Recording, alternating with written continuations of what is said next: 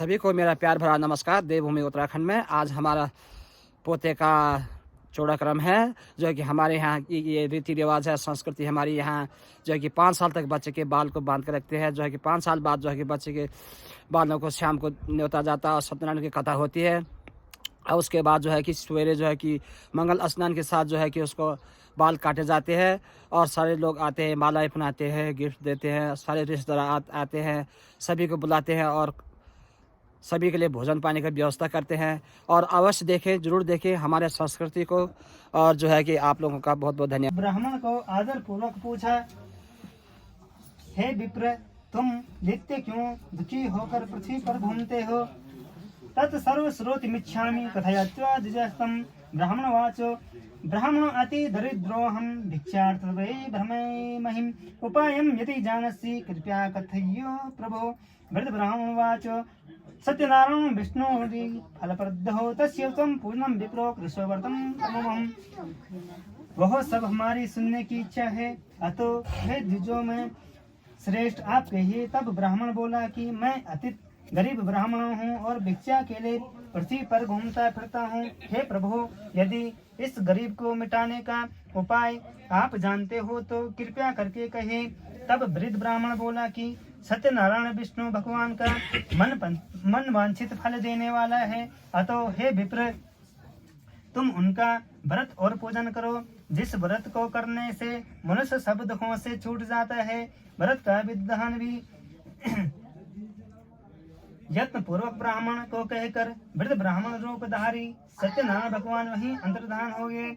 उसके बाद वृद्ध ब्राह्मण ने जो व्रत कहा है उसे मैं करूंगा, ऐसा विचार करके उस ब्राह्मण को रात्र में नींद नहीं आई और वह ब्राह्मण को प्रातः काल उठकर मैं श्री सत्यनारायण का व्रत करूंगा ऐसा संकल्प करके भिक्षा के लिए गया। उसी दिन ब्राह्मण को बहुत धन प्राप्त हुआ और उसी दिन धन से उसने वन बानों सहित सत्यनारायण का व्रत किया। इस व्रत के प्रभाव से वह ब्राह्मणों में श्रेष्ठ सब दुखों से छूट गया और उसके सब संपदा हो गई। उसी दिन से उसने प्रत्येक महीने श्री सत्यनारायण का व्रत किया। ऐसा सत्यनारायण का व्रत करके वह ब्राह्मण सब पापों से छूटकर दुर्लभ मोक्ष को प्राप्त हो। हे पितरो, जब इस व्रत को पृथ्वी पर कोई करेगा तदेव सर्व दुखम तो मनुष्य विनश्यति एवं नारायणोक्तम नारदाये महात्मने, तभी मनुष्य के सब दुख नष्ट होंगे। ऐसे श्रीमन नारायण ने महात्मा श्री नारद जी से कहा, हे ब्राह्मणों, कहीं मैंने आपसे कहा और क्या कहूँ? तब ऋषि बोले कि हे मुने, उस ब्राह्मण से सुनकर यह व्रत पृथ्वी पर किसने किया, यह हमारी सुनने की इच्छा है। श्री सूत जी बोले कि हे मुनियो, जिसने यह व्रत पृथ्वी पर किया है उसको सुनो। एक दिन वह ब्राह्मण अपने धन के विस्तार से वन बानों सहित व्रत करने को उद्यत हुआ। उसी समय कोई लकड़ी बेचने वाला वहां आया। लकड़ी का बोझा बाहर रखकर ब्राह्मण के घर में गया और तृष्णा से पीड़ित आत्मा वह व्रत करते हुए ब्राह्मण को देखकर परिपत्य द्विजं प्राह किमदं क्रियते त्वया किम फलमाप्नोति विस्तारवादा मैं प्रभो विप्रवाचो सत्यनारायण छेदं व्रतं सर्पी प्रसादं तस्य प्रसादं में सर्वे धन धान्यादिकं महत्तो। प्रणाम करके ब्राह्मण से बोला कि आप यह क्या क्या करते हैं? हे प्रभु, इसके करने से क्या फल मिलता है? वह मुझसे कहे। वह ब्राह्मण बोला कि सभी मनोवांछित फल देने वाला यह श्री सत्यनारायण का व्रत है। इसकी कृपा से मेरे ये धन धान्य हैं। उनसे इस व्रत को जानकर वह लकड़ी बेचने वाला बड़ा प्रसन्न हुआ। प्रसाद पाकर जल पीकर अपने घर को चला आया। सत्यनारायण देव का मन में स्मरण किया कि गांव में लकड़ी बेचने से जो धन मिलेगा उसी से श्री सत्यनारायण का उत्तम व्रत करूंगा। ऐसे मन में विचार करके बोझा सिर पर रखकर जहाँ धनी लोग रहते थे ऐसे सुंदर नगर में गया। उस दिन लकड़ी बेचने से दोगुना मूल्य प्राप्त हुआ। उसके बाद प्रसन्न हृदय वह सुंदर पके हुए केले के फल, शक्कर, घी, दूध, गेहूं का आटा, इन सबको सवाया मात्रा में इकट्ठा करके अपने घर चला आया। बाद में भाई बंधुओं को बुलाकर बड़ी विधान से व्रत किया। व्रत के प्रभाव से धन पुत्र वाला हो गया, इस लोक में सुख भोग कर अंत में सत्यनारायण के लोक को प्राप्त हुआ। इति श्री स्कंद पुराणे रेखा खंडे सत्यनारायण कथायां द्वितीय अध्याय समाप्त है। बोले श्री सत्यनारायण भगवान की जय। ओम महागमातम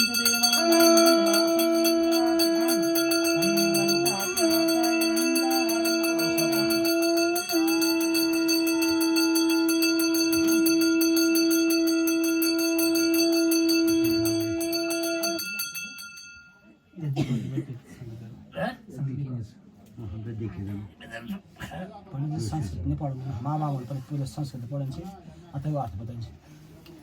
अरे यो फिर बोला कि तकारी वो नहीं भी वही हो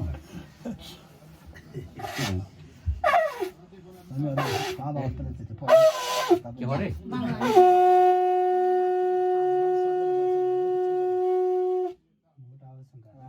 बाबा सोर बाय आगे बाद में बोलूं बाबा पहले क्यों वही थी वो मैंने बता यमुना किनारे गाँव धीरे धीरे श्याम तेरो बंसी बाजली धीरे धीरे। यमुना किनारे गाँव धीरे धीरे श्याम तेरो बंसी बाजली धीरे धीरे। श्याम तेरो बंसी बाजली धीरे धीरे। आगे आगे राम चले पीछे लखन भैया, आगे आगे राम चले पीछे लखन भैया। बिछुआ में सीता चलनी धीरे धीरे श्याम तेरो बंसी बाजली धीरे धीरे। श्याम तेरो बंसी बाजली धीरे धीरे। बोले श्री सत्यनारायण भगवान की जय। सूत वाचो माँ कमर के नगरे प्रोक्षण यो पकोस टांगी में वो कैसा वो क्यों बंद है पूरा चौका क्या ना पकोस क्या करवा क्यों बता क्यों बता ना श्री सोजी बोले नजर भजन निकाला तो आई गया मुनि श्रेष्ठ फिर आगे अरे पकोस को बुदन नहीं खाई क्यों बुदो तो लोग हां तो लोग जाओ सत्य बोलने वाला है। जागा देना भजन बोलना तो आगे भजन करना तो आगे देवालय में जाता और ब्राह्मणों को प्रसन्न करता था। उसकी कमर के समान मुख वाली साध्वी स्त्री उन दोनों ने भक्त श्रीराम नदी किनारे पर सत्यनारायण का दर्शन किया। उसी समय बहुत से धन में परिपूर्ण एक साल नामक वैश्य माने से पहले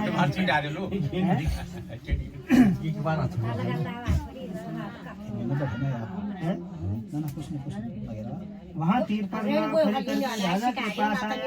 राजा को वहीं लेकर विनती पूरा करके पूछा। साधु वैसे बोले कि हे राजा, भक्ति युक्त चित्त से आप यह क्या करते हैं? यह सब मुझसे कहे, इस समय मेरी सुनने की इच्छा है।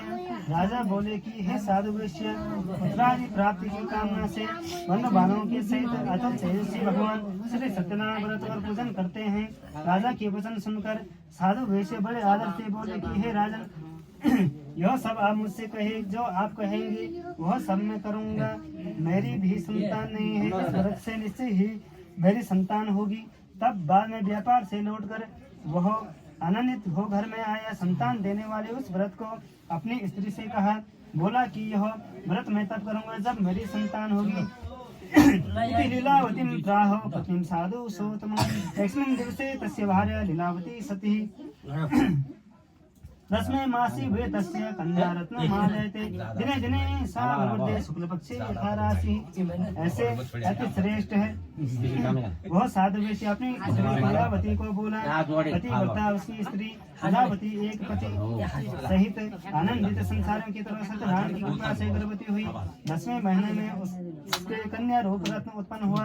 जैसे शुक्ल पक्ष का चंद्रमा होता है उसी तरह दिनों दिन वह बढ़ने लगी। उसका कलावती नामकरण किया। एक दिन लीलावती अपने पति से मधुर वचन बोली कि पहले संकल्प है, ये व्रत को क्यों नहीं करते हैं? तब साधु वैश्य बोला कि हे प्रिय, इस कन्या के विवाह के समय व्रत करूंगा।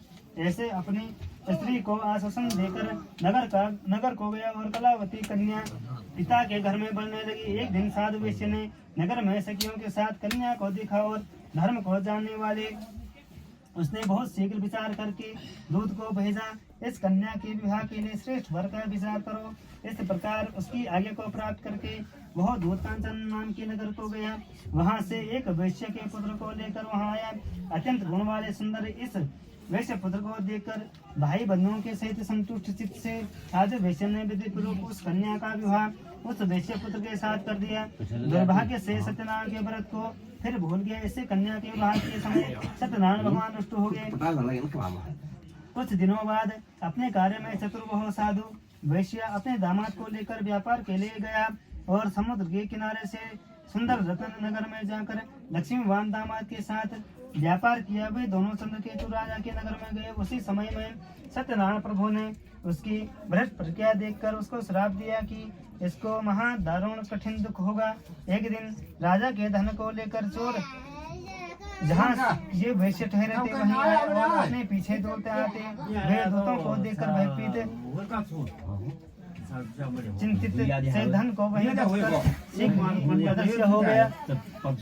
उसके बाद वे राजा के सिपाही जहाँ साधु वैश्य बेटा था वहाँ आए और राजा के धन को देखकर उन दोनों वैश्यों को बांधकर राजद्वार को ले आए। बड़ी प्रसन्नता से दौड़े आए वे राजा के समीप आकर बोले कि हे प्रभु, हम दो चोर को पकड़ लग कर लाए हैं, आप देखकर आगे कीजिए। राजा की आज्ञा से उन दोनों को बांधकर बिना विचार किए बड़े भारी जेल खाने में डाल दिया। सत्यनारायण की माया से उनकी बातों को किसी ने भी नहीं सुना और चंद्रकेतु राजा ने उनका धन छीन लिया। उस श्राप से उनके घर में स्त्री भी बहुत दुखी हुई और घर में जो कुछ धन था उसको चोर ले गए। कलावती तो कन्यापि ब्राह्म प्रतिवासम एकस्मिन् दिवसे याता छदार्था द्विजन्मेन्द्रम व्रतम तत्र सत्यनारायण शरीर में पीड़ा, मन में चिंता, भूखी प्यासी, अति दुखी, अन्न की चिंता करती हुई घर घर घूमने लगी। कलावती कन्या भी इसी तरह दिन भर घूमने लगी। एक दिन कलावती कन्या महाभूखी किसी ब्राह्मण के घर में गई। वहां जाकर सत्यनारायण का व्रत किया। वहां बैठकर कथा सुनकर प्रार्थना करती हुई प्रसाद प्राप्त कर रात्रि को अपने घर में गई। घर जाने पर माता प्रेम से कलावती कन्या से बोली, हे पुत्री, रात में कहाँ रही, तेरे मन में क्या है? यह सुनकर कलावती कन्या माता से तुरंत बोली, हे माता, ब्राह्मण के घर में मन की कामना को पूर्ण करने वाला व्रत मैंने और देखा है। ऐसे कन्या के वाक्य सुनकर वह साधु वैश्य की स्त्री सत्यनारायण का व्रत करने को उद्यत हुई। उस साध्वी स्त्री ने भाई बंधुओं के साथ व्रत किया और बोली कि मेरे पति और दामाद दोनों अपने घर को आए। हे सत्यनारायण प्रभु, मेरे पति और दामाद का अपराध आप क्षमा करने के योग्य हैं। इस व्रत से प्रसन्न होकर सत्यनारायण प्रभु ने राजाओं में श्रेष्ठ चंद्रकेतु को स्वप्न दिखाया और बोला कि दोनों वैश्य कैदियों को छोड़ दो। जो धन तुमने इनसे छीना है वह लौटा दो, यदि नहीं दोगे तो राज्य धन और पुत्रों से तुम्हारा मैं नाश कर दूंगा।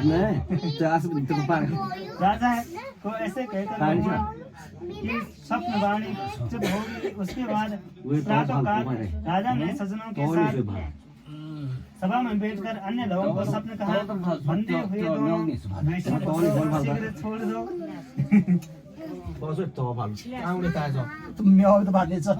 राजा के ऐसे वचन सुनते ही राजपुरुष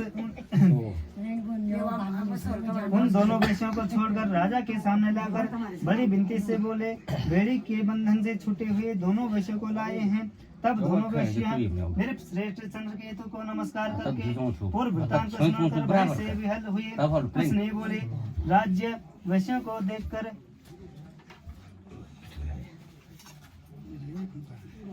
आदर से बोले, प्राप्त से दुख तुमको हुआ है, अब भय नहीं है। और फिर राजा ने उनकी बेड़े हटवाकर शोर हजामत करवाई है। बस और गहने देकर प्रसन्न करके पुरस्कृत किया है और वाणी से अत्यंत संतोष कराया। पहला इनका जो धन छीन लिया था वह दुगना करके दिया। और तब राजा ने कहा, हे साधो, अब अपने घर को जाओ। तब वे राजा को प्रणाम करके बोले कि आपकी कृपा से हम जाएंगे। ऐसा कहकर अपने घर में गए। बोले श्री सत्यनारायण भगवान की जय। अभी तक अध्याय समाप्त है।